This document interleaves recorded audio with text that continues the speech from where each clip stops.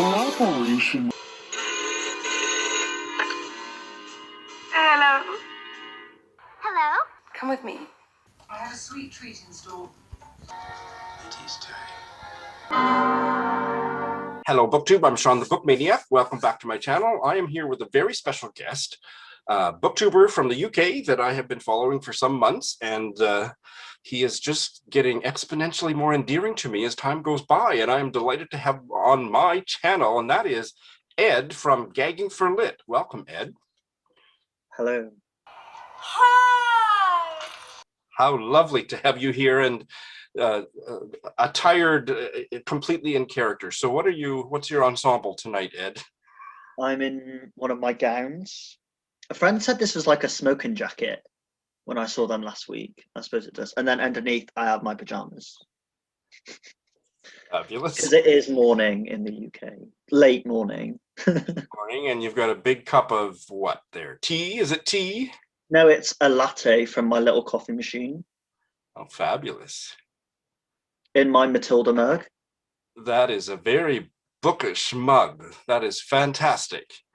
And I'm usually so fascinated by what you're saying that I don't take in your environment, but your environment is pretty darn interesting too. So is that some of your artwork back there? No, none of that is mine, but they are all posters of stuff I like. So that's a William Blake painting / poem.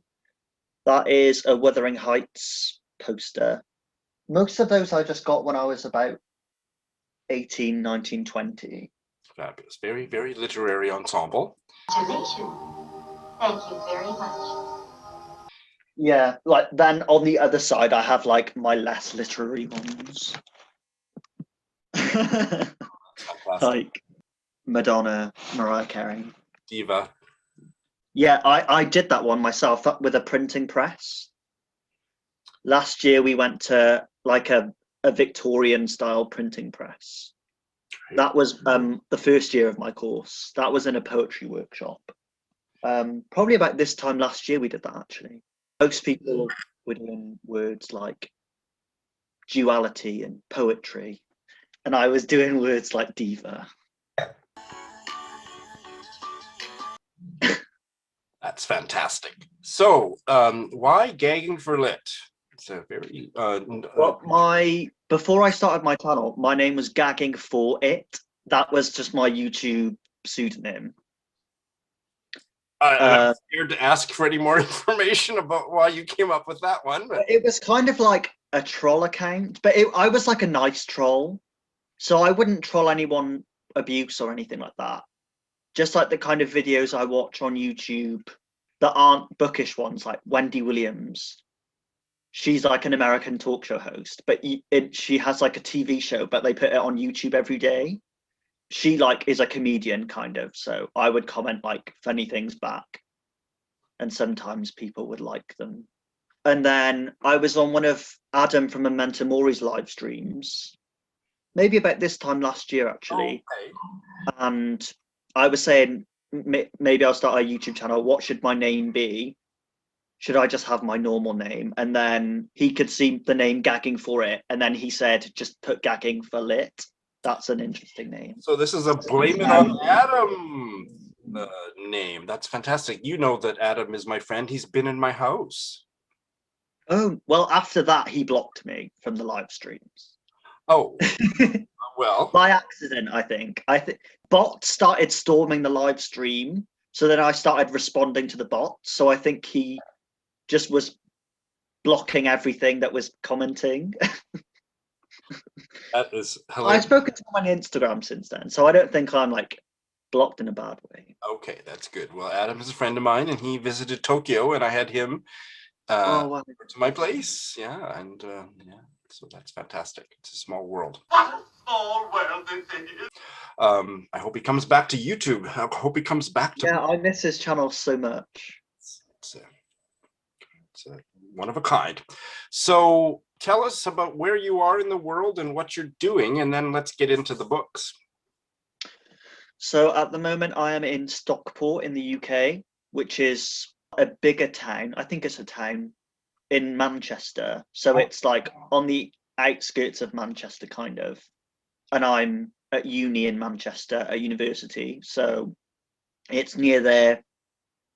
I moved to Manchester when I was 18.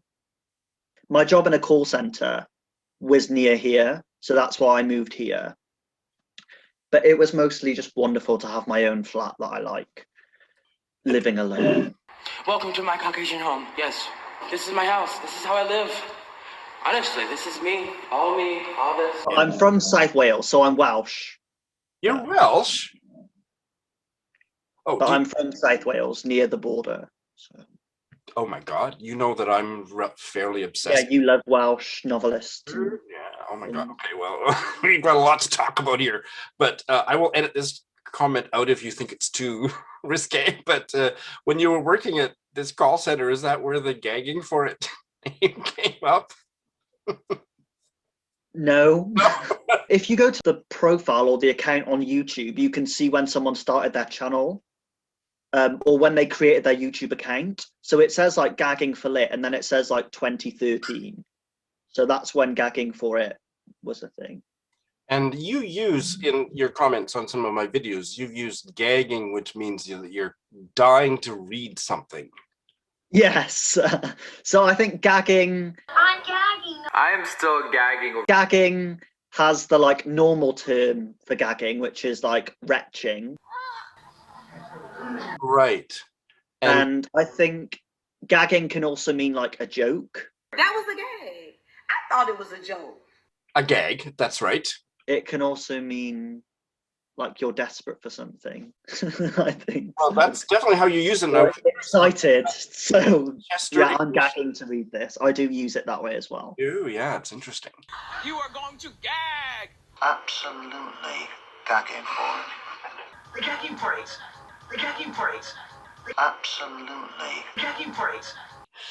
And you are in particular gagging for literary fiction. Would that be a fair statement? Yes. Yes, Your Majesty. So we are kindred spirits there. So I think you're studying English literature. I do creative writing, but my my undergraduate was English literature with creative writing. Fabulous. And you told me just before we started talking that you're a grad student, we would say in the West, in North America, you're doing postgraduate work. Yes. So is that focused on your own writing rather than academic study of other writers? Is that right? Yeah.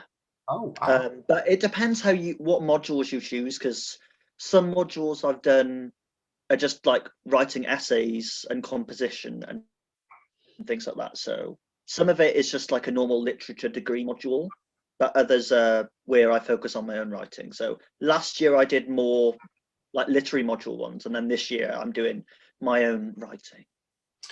And what would you like to tell us about your own writing? Is there a novel in progress, or Yeah, I have several ones I'm working on. When I told one of my professors that, she was like, "Oh, that sounds so scary," and I'm not sure how to take that. I guess maybe it is scary. I also write poetry as well. So I focused on poetry last year, and then this year is like fiction. So that's why I guess I'm choosing the novels to work on. But I do want to share some of my poetry on my channel as well. So I do have a Nigella Lawson poem. I really wish I had a megaphone right now. And a Gail Platt poem.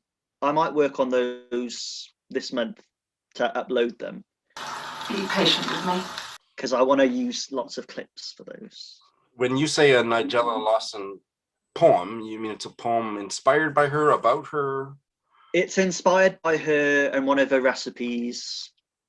I wrote those poems a few years ago, though. So this is a good place to say that I am giving this video to Ed, and he's going to do his fabulous clip work. Can we say that? If you know, and I've invited him onto my channel because he deserves an exponentially greater number of subscribers than he currently has. And one of the things that Ed does fabulously is that he threads clips throughout that just add a fabulous ambiance. And so he's doing that. I didn't do any of it. It's all Ed's clip threading. And so please enjoy that. And for more of that, go check out his channel, which I highly, highly recommend. I thought we might get started on talking about bookish stuff by each showing one book, a book that we have recently brought into the house, whether it's bought or borrowed from the library or ebook or whatever. So why don't you go first? Okay, so I recently got Mimi by Lucy Ellmann, the one who wrote Ducks Newburyport. Oh. I drove to Hebden Bridge, which is about a 40-minute drive from where I live. In one of my, was it my December favorite video, I talked about how I went to see Sylvia Plath's grave, and that is in Hebden Store near Hebden. But I went to Hebden Bridge, which is like its own like little bubble. It's like a really artsy punk music-y bubble. So there were loads of gay people there, from what I could see. But I went there to see a woman who's on my course this year. So I visited her for the day, but they had a telephone box that had been converted into one of those like book library things. Okay, that seems to be a UK thing. Is it? I guess. Vlogging about that just on your BookTube the other day, and I think they were in the UK. Oh, I think it is a thing, but I hadn't seen one before because I don't leave the house very much. And because it's like an artsy town, I guess someone there is a writer or publisher or something. So they had all these proofs. Wow. So this is a proof copy of Mimi by Lucy Ellmann. What a fabulous cover. And I think that is what the actual cover looked like. Ooh, it has a bookmark in it as well. With artsy bookmarks. Those are great bookmarks too. I'll do the little explanation. Plastic surgery, public speaking, feminism, and a New York love story like no other. This is Lucy Ellmann's most extraordinary work of art to date. So this is from 2013. So I didn't like Ducks Newburyport. But some of the writing in Ducks Newburyport I did really like. Sure. I bailed after about 100 pages. And I thought, well, this is this is okay. More accessible.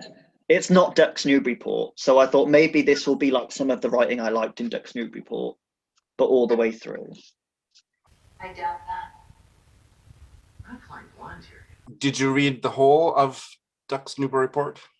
No, I gave up after, I think it was 186 pages. I enjoyed it up to about page 60, and then I was ready to put it down, but I kept going till page 100 and hadn't changed, so. I was really, really loving it. And then I think past around the 120 page mark, I was like, where is this going? Because it had done like the leap to like the mountain lion. And I really liked some of the writing there. Then it was going back.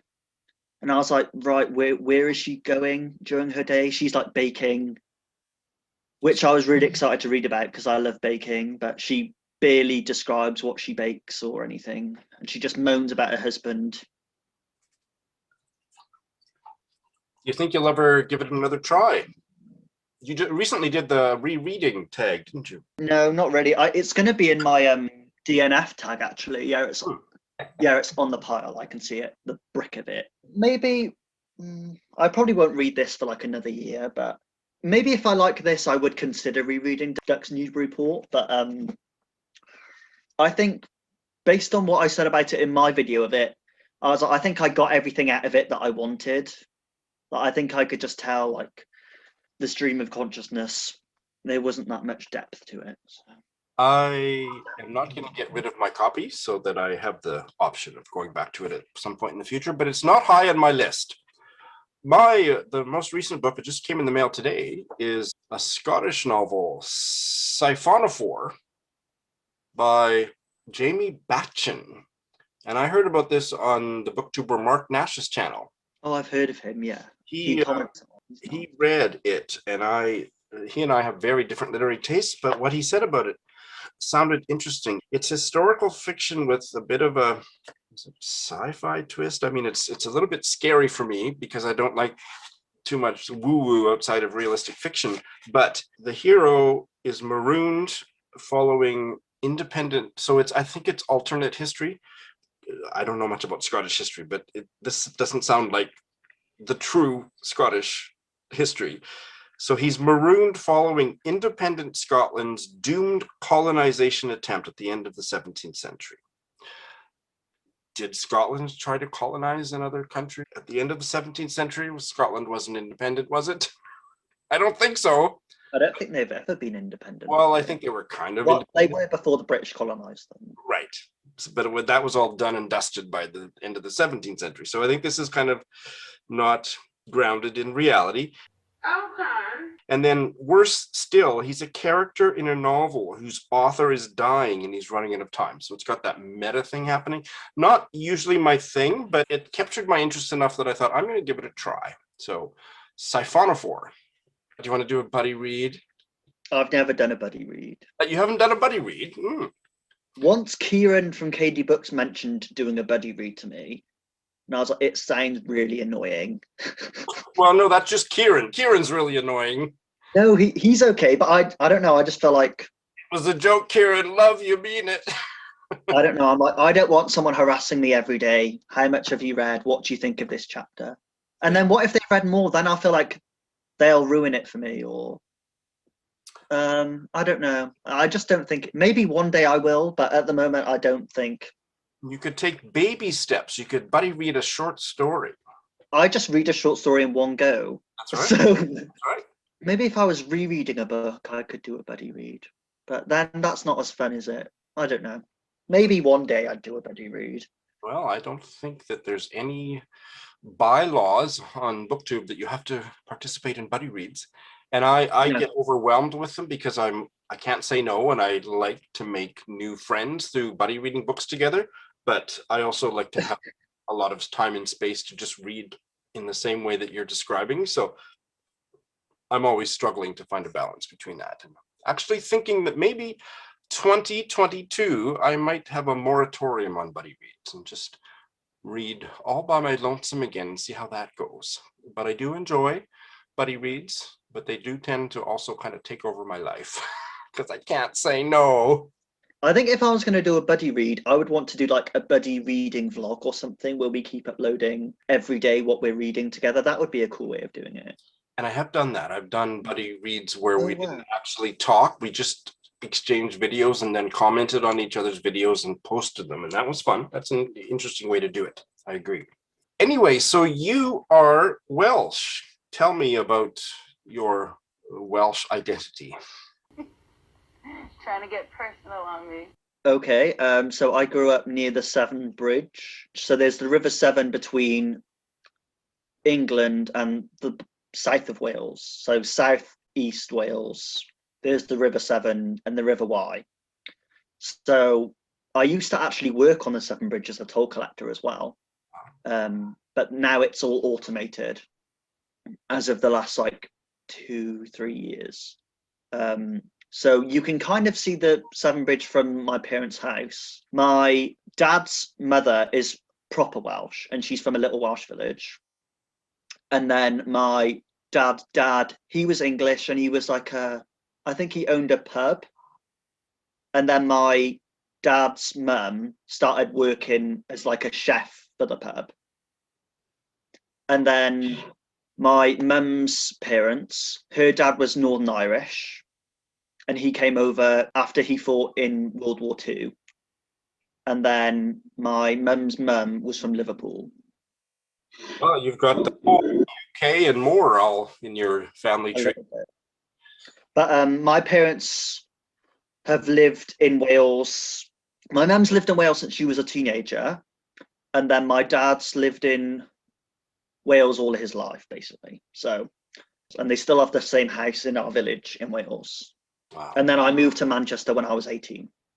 So you know that I just kind of by chance got interested in Welsh literature, and I'm certainly not well read by any stretch of the imagination, but I've read maybe a dozen Welsh novels in the last few years, and I'm really, really curious about it.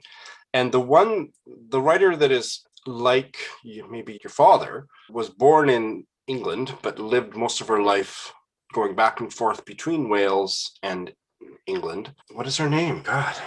Margiad Evans. And the novel that I have read, I've read a couple novels, but the one that was absolutely amazing is Country Dance. It's a novella, it's 100 pages. And it's set, I think, around the year, I can't remember, 1850. It's set way back.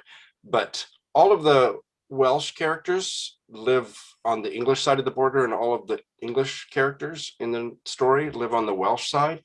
And so it's just playing with that border thing in a tragic love story that's dramatic, and the way that she uses translation, because the Welsh people are speaking Welsh, and the way that she injects that into her English text is just fascinating. So I hope that someday, just for me, if for no other reason, just for me, Ed, that you will try Country Dance by Margiad Evans and give me your thoughts. Wow. Well, the village I'm from is like a twinned village. So it's like a pretty big village. Because I'm from right near the border, I went to an English secondary school near Chepstow. Chepstow is kind of a famous town because it has Chepstow Castle. Chepstow is like one of the towns where England and Wales have like argued in the past whether it's Welsh or English. But it's on the Welsh side of the river. So, but the school I went to was on the English side.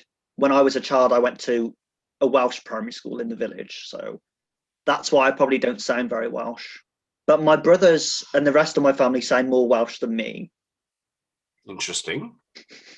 My first introduction to Welsh anything was that my favorite teacher, my high school English teacher, was Welsh. And he taught English at the small town in Saskatchewan where I grew up.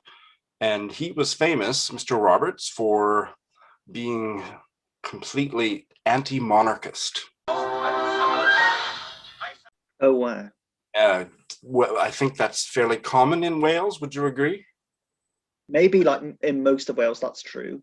Kieran, if Kieran was here, he'd probably be saying, yeah, that's right. We don't like them. And but I don't know that much. I'm so glad you said that, because I have no demographic knowledge about this, but he was so anti-monarchist. And I mean, this was Canada, small town Western Canada in the 1970s. And so when it was time for high school graduation, the national anthem would be played, which was "O Canada." But our second national anthem to this day is "God Save the Queen." And so the graduation banquet in a small town, and Mr. Roberts would remain seated. He would not sing "God Save the Queen." He would remain seated. And it was just scandalous and so exciting for me and everybody, because it was like, it's the first political anything we ever saw. The Welsh national anthem is like the best anthem ever. It is? I think it is. I think it's really, really beautiful, the Welsh national anthem. Are you going to sing it for us? No. Okay. Have I ever sang God Save the Queen? I don't think so. I think we, as Canadian... The Welsh national one is really good.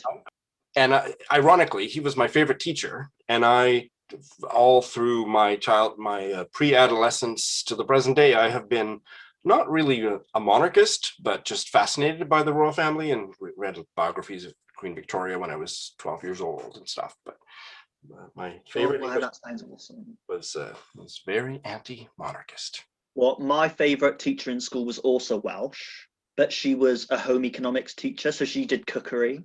And she was a bit like Jean Brodie from The Prime of Miss Jean Brodie. We would be there in our A-level class, which is like what you do before you go to university in the UK normally.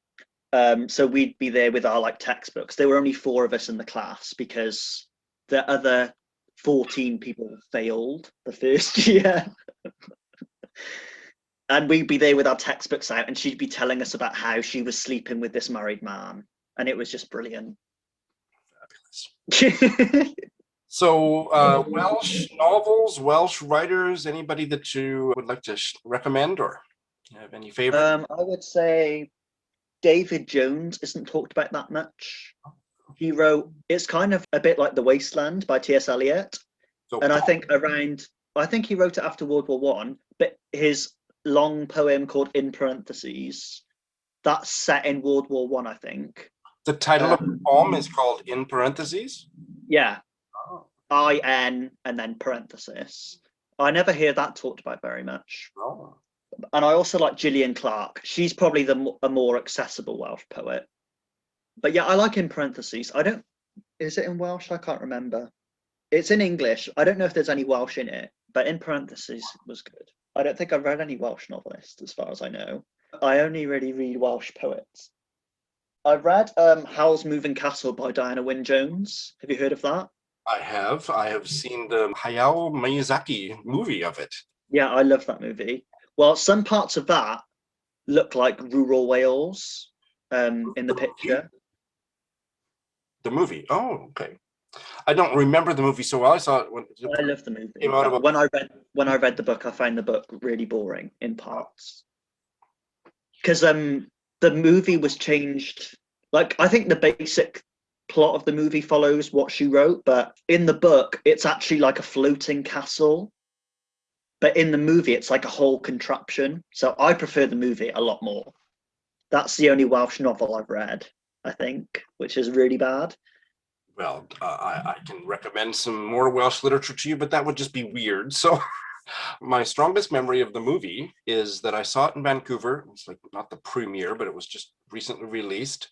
I was in the theater with my buddies, my gay buddies, and we're waiting for the film to start. And in walks Robin Williams and his wife, and they sit about 3 rows ahead of me. And it's just like, I mean, it was so obviously him. There was no mistake. It was him. And I said to my friend, what? He said, yeah, he lives here. I didn't know Robin Williams lived. He's dead now, of course, but that he lived in Vancouver. Yeah. So wow. That's probably all I remember about that movie, was that Robin Williams was there sharing the experience with me. Oh, that's really cool. So tell me about some recent reading. What's been good? What's been terrible? What have you bailed on? Well, at the moment, I'm reading A Little Life. Oh. Have you read that one? No, I don't think I want to, but it's such a Marmite book, and maybe in about 20 years, when people have finally stopped talking about it, I will give it a try and use my own judgment. But I'm so pregnant with all of the pros and cons. I can't believe how much it's still talked about. That doesn't happen that much with, because it was from like the Booker 2015, and it's still talked about almost as much as it was then, maybe. That's right. So I think that's what perked me to read it up. If people are still talking about it like 2 or 3 years afterwards, I'm like, oh, there must be something about it. At the moment, I'm really enjoying it. I'm not sure how much I want to say, but that's fine. Great. How about something that you finished that was good? What have I finished? The Catcher in the Rye. You liked that? Yeah, that's going to be on one of my favorite book series that I'm going to do at some point. Okay, great. So that was a reread. That's like the 5th time I've read it, maybe. I read it once when I was a teenager, so I need to reread it because I don't remember it. I was talking with someone the other day. They were saying that they've read it when they were a teenager. Then they read it when they were older, and they were like, I can't abide Holden. I hear that so much. I didn't read it until I was like 18, 19. So I wasn't really in a phase of being an angry teenager at that point, really. Have I changed that much reading it? I don't think so. But I think if when I'd read it when I was angsty, I don't think I would have liked it. My only memory of that novel is when he's sleeping at is he a friend or a friend of his father's? He's sleeping in his place and he's just about falling asleep, and the man, like, he's a boy. He's like, what is he? How old is he? 15? He's 16, I think. 16. And this man who's 35 or 40. His hair, isn't he? His hair, and he freaks. Yeah, that bit always like, oh. And you know, as a gay boy who wasn't out, it just totally traumatized is too strong of a word, but I've never forgotten how I felt reading that. Yeah. So, and what have you read that you didn't like? Have I read that much? I don't know. I'll just go to my pile. Oh, I'll turn it around actually.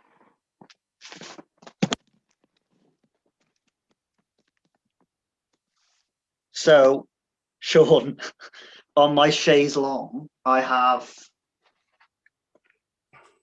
some piles of books I'm going to do videos on. So that is my pile of books I want to chuck out. Well, a recent one I did a video on was Looking for Alaska. Oh, okay. And then since then, I've just been rereading books. So, because I read this book kind of recently. I've not done a video on this yet. Supper Club by Lara Williams. And this is set in Manchester, actually, which is cool. Oh, okay. But I read it and it was okay. But a friend recommended it to me and was like, it's really, really good. You'll love it. And then it was just okay. It wasn't that brilliant. And that's why I was like, I want to reread some books that I'll know I'll love. So you do quite a lot of rereading? At the moment, I am. I said in my rereading video, normally it's like 1 in 5 books is a reread. Oh, that's a lot. Yeah, I do far less than that, but I'd like to do more. I have had a prejudice against children's literature for many years, and because I was feeling sorry for myself because of my gout attack this week, I started reading 101 Dalmatians, which I loved as a preteen. I think I read it when I was 10, maybe 11. And I started rereading it, and I was just in the right space, feeling sorry for myself, needing my mom. When I started reading it this week, I loved it. I've fallen deep into it. First children's novel I've read maybe since I was a child that I actually am loving. So have you read 101 Dalmatians? Nope. I like the Disney adaptation of it, though. Yeah, I've never had any interest in the movie or anything, but I loved the novel. I think the novel that when I read it when I was a kid, it had that. She's who wrote it? Is it Dorothy someone? Dodie Smith? She's quite a famous writer, isn't she? Yeah. I think. She wrote another famous one. Her other famous book is I Captured the Castle. That's the one I've heard of. That's the one I have on my to-buy list in the kitchen, I think. So maybe you and I can buddy read I Capture the Castle. Oh, I don't know. Children's fiction is quite different now, though, isn't it? Like when they used to write children's books, they know they weren't making any money from it or anything. And it used to be, I feel like they used to be able to make a lot of jokes and it could be really amusing and vile sometimes. Yes. And now I don't really read like new children's books anymore, but I like the Harry Potters and the Roald Dahls and those books. They're funny still to me. My favorite author when I was a kid was Enid Blyton. I like her stuff as well. And well, I only like the Faraway Tree and the Wishing Chair. Yes. The other ones by her, I just never liked. I was never interested in the Famous Five or any of the mystery stuff. I've never really cared about mystery, but Enchanted Wood was pretty good too. Are we going to have our first fight, Ed? You didn't like the Enchanted Wood? What's the Enchanted Wood? I think it came first and the Folk of the Faraway Tree was a sequel. But maybe not. Well, it was reversed. The Faraway Tree, the Magic Faraway Tree collection I had as a child, it was a book of all 3. So I only ever read them all as combined. I think you've read The Enchanted Wood. Another one that was not magical like that I loved, it was more realistic. The House at Red Roofs. I love that one. I'm going to do a video on childhood reading I liked at some point. Awesome. Because I have some of the books. I rescued some of them from my parents' house, so I still have them here. But a lot of the other books I liked Dick King-Smith, because he wrote about animals a lot. Have you heard about him? I have not. There was a book called Martin's Mice by him that I liked, about a cat.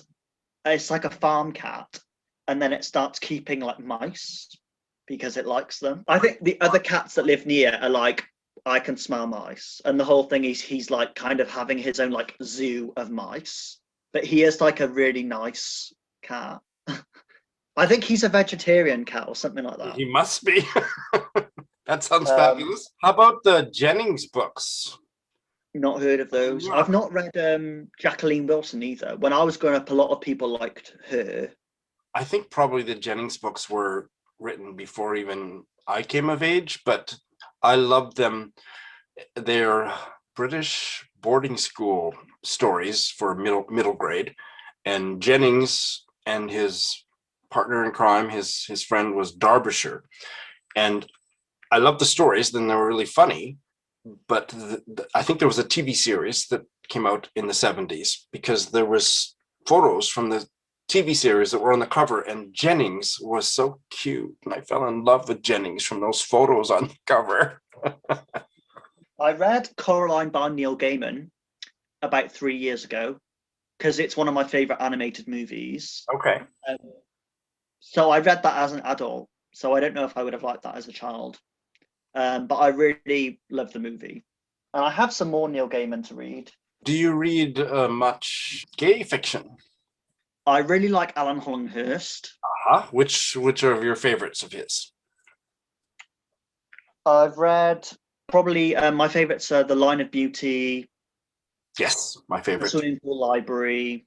That was good. I actually really liked some parts of the Sparsholt affair. Which parts? Which parts? Which parts? The part that was called Small Oils. I thought that was like one of the most beautiful pieces of gay fiction I've read. Okay, I don't remember the title. Where was it in the book? I think it was maybe like the third part. Oh, really? Okay. It was called Small Oils. It was the bit where a gay couple they're dating and then they go on like a weekend break somewhere. I really like that bit because they went through the toll booth of the Chepstow Severn Bridge, where I used to work. And I remember in it, he describes the toll booths as dark traps. That brought back happy memories for you? Was that an apt description? But this is a signed edition I have by him. Wow.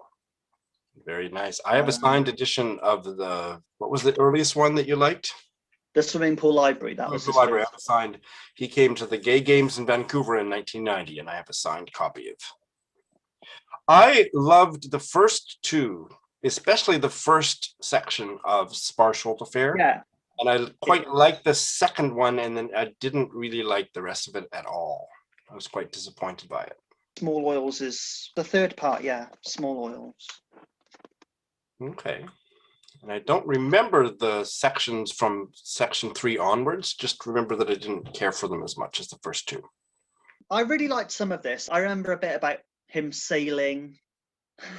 That was in part 2 especially, yeah. And I thought that there was some really sexy scenes of him sailing. But then I also got The Strangest Child. I have that too, and on my shelf unread. Have you read it?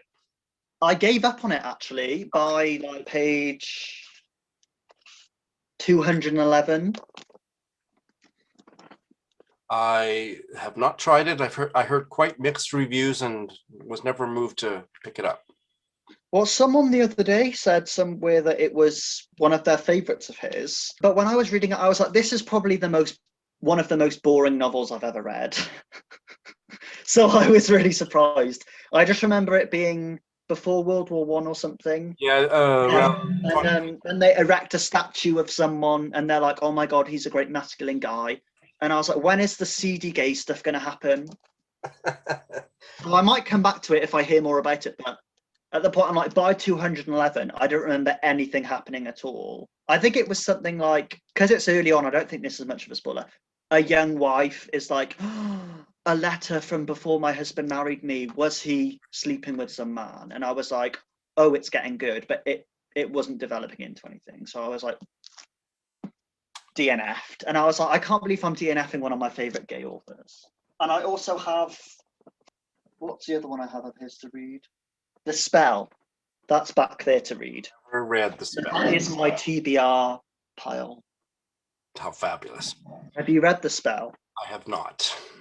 I have read the ones that you've talked about. I have read the one whose name I keep blanking on. What is it? The Swimming Pool Library. The Swimming Pool Library, which I liked a lot, and The Line of Beauty, which I loved, and Sparsholt Affair, which I had mixed feelings about. So those are the ones I've read. I really like the Swimming Pool Library. I studied that as well at some point. I read it when I was about, I don't know exactly how old you are, but I read it when I was probably about your age. And so my memory of it is pretty dim. It was published in 89, I think. I read it. And a lot of it's set like the year just before the AIDS outbreak. So seeing how he's writing about it is really, really interesting, I think. And there's a lot about colonialism in it as well. And I really like the way he writes about that. I think for Like, he would have been quite young when he published it, but I think it doesn't read like he's a young writer at all. No, and I remember when I got my book signed at the Gay Games in Vancouver, Canada in 1990, he didn't seem young. So he seemed like an older fellow. But so I read it shortly after publication, and I don't remember much about it. I just remember there was some very graphic sex scenes, and that worked for me. Any other gay writers that you like? How about, for example, Edmund White or British? Edmund White, no, I've not read any of him.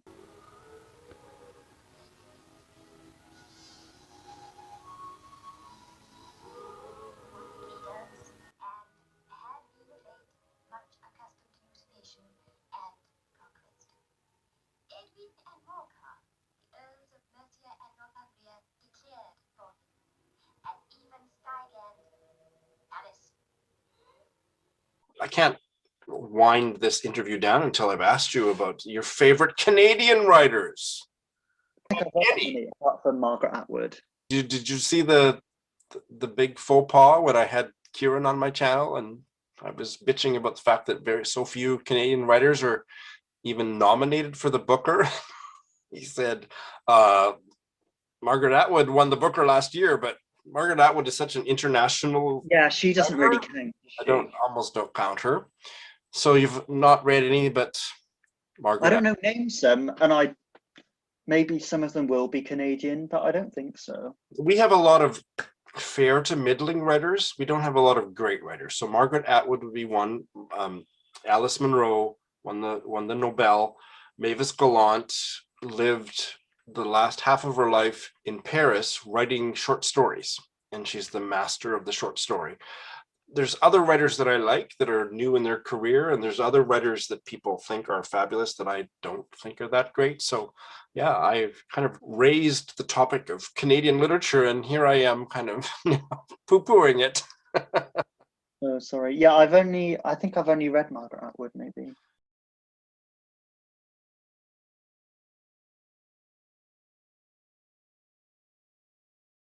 Do you plan ahead with what you're going to read? Do you have an idea of the next book you're going to pick up? Well, I'm a mood reader, so generally really want to reread Jane Eyre. Okay. But I'm still only like 200 pages into A Little Life, so I've still got like 500 pages to go. We'll be busy. So then after that, I'm not sure. I'll see what I feel like reading. I might either read Jane Eyre, or I've got another Muriel Spark book back there to read that I've not read of hers before, which is Aiding and Abetting. So I might read that one because her novels are short and that won't take me very long to read. What's your favorite Muriel Spark? Prime of Miss Jean Brodie or Loitering with Intent. But I've not read all of Muriel Spark yet, so I'm not sure yet. But so far, they're my favourite. Have you read The Driver's Seat? Yes, I really like that one. That's my favorite. I'd need to reread that because you can just read that in a day as well, actually. But I do like that one. But the other ones, they're more comic and ridiculous, so I enjoy those more. But The Driver's Seat is really good. Yeah, it was dark, but had comedic aspects to it as well.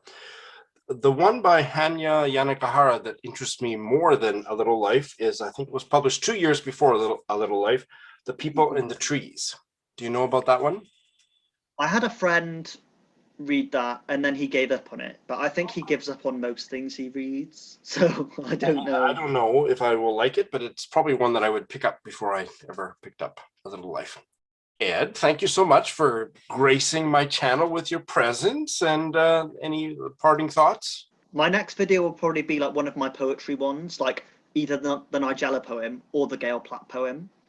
I look forward to that, and we managed to get through a whole 45-minute conversation without breaking into a bitch slap fight about Shuggy Bane. Yeah, didn't like that book. I think it's crap. Everyone's entitled to having a wrong opinion now and then. You're mostly right. I thought we were going to have a bitch slap about Sally Rooney as well. Wow, we obviously have to have a part 2 and might have to charge admission. That might be a premium channel. Yeah, that would be really good, actually, discussing those. Thanks, Ed. All right, thank you very much. Thank you, my dear friend.